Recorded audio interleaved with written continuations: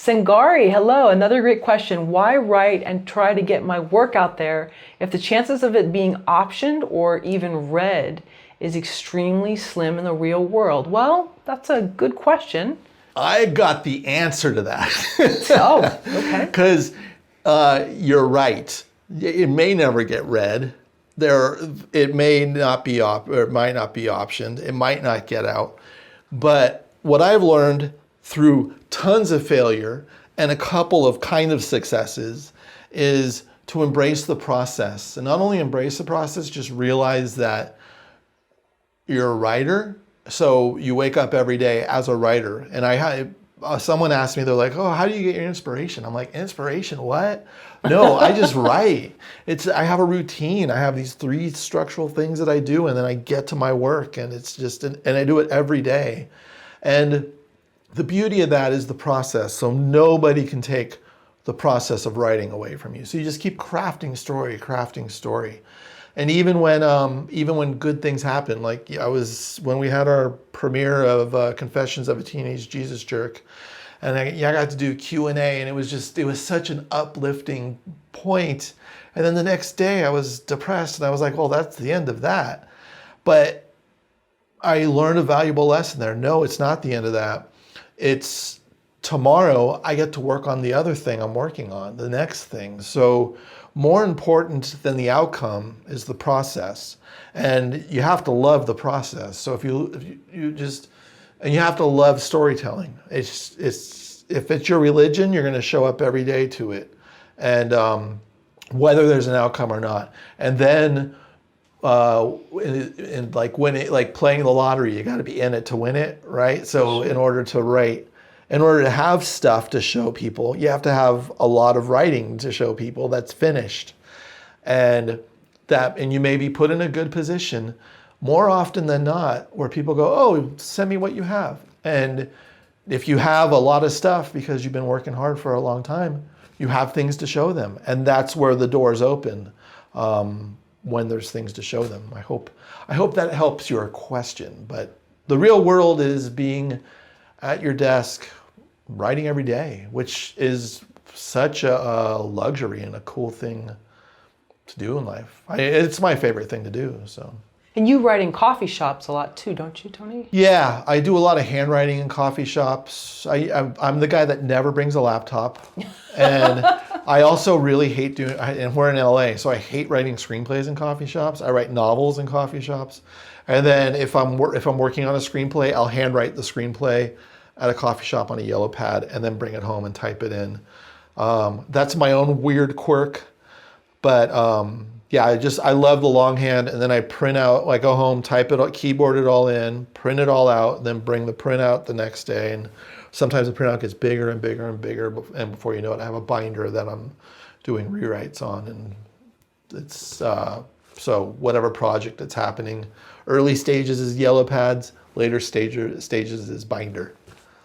Oh, and going back to what Sangari's saying, did anybody say the same thing to you? Like, hey, Tony, that there's so little chances of this. Why do it? Why waste your time with this?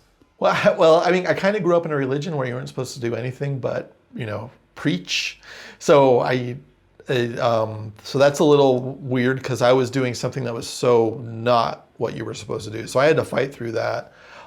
People making fun of me for writing and trying to write.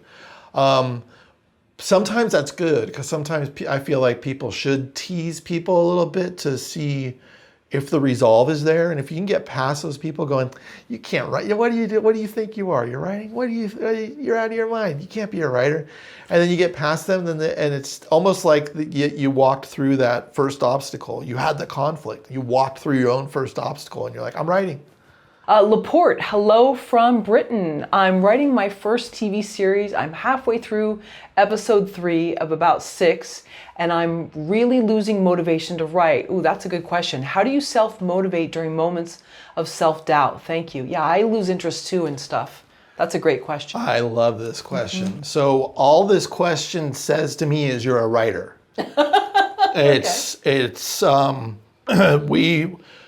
Getting through the self-motivation and getting through the self-doubt is what writers do to get to their end.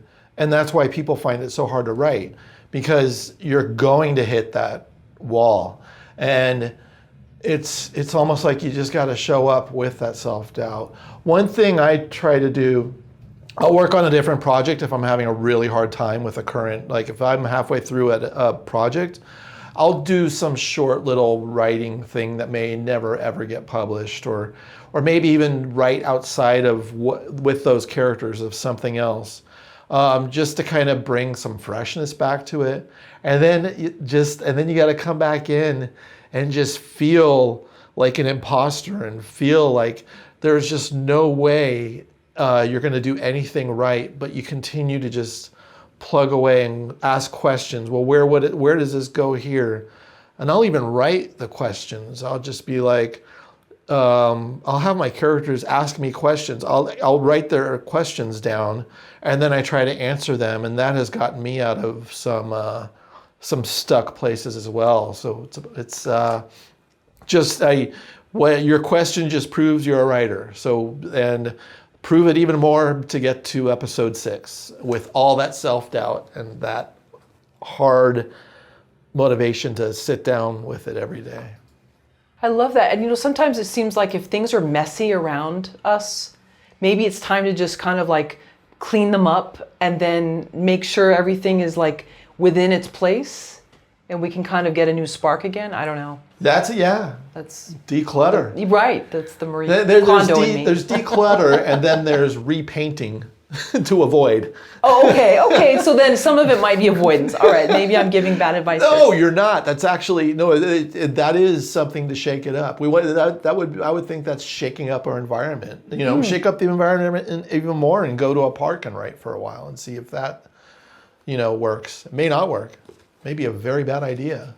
And is that what helps you being in coffee shops, because it's such a different environment every day? Yeah, and plus people irritate me.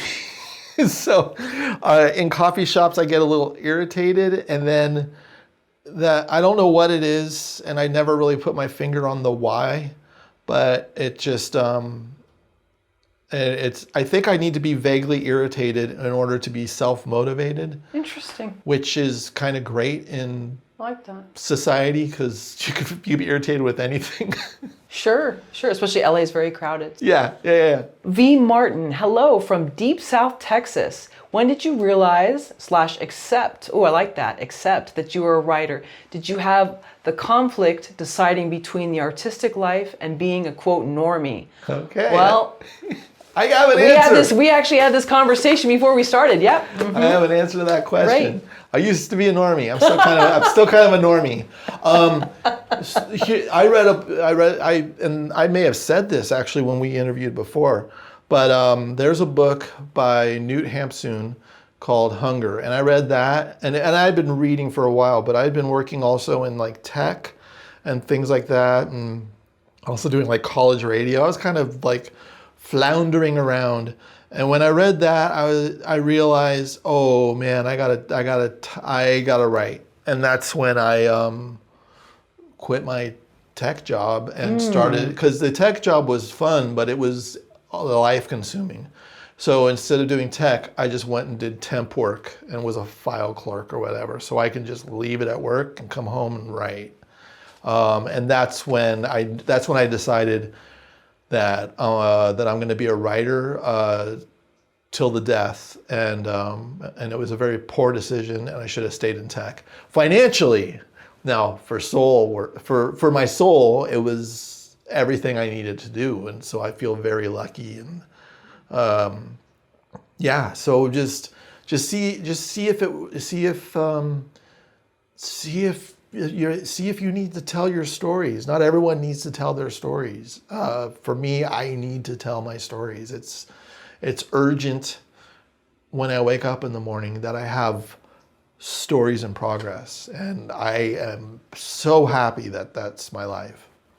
Was it building up to many years of you deciding to leave the tech industry, or was it a fast exit? It's I was in it for about 2.5 years. It was pretty fast. And I just realized it wasn't me. I do love, I love solving problems. I love puzzles. And you can do that in tech, and you can also do that in writing. Because in writing, all we're doing is on our first draft, we're creating problems. We're just creating huge problems for ourselves that we need to fix, almost like if we were debugging software. We need to debug our writing to make it better and continue to work on the puzzle, which is how do I make this as perfect as I can make it.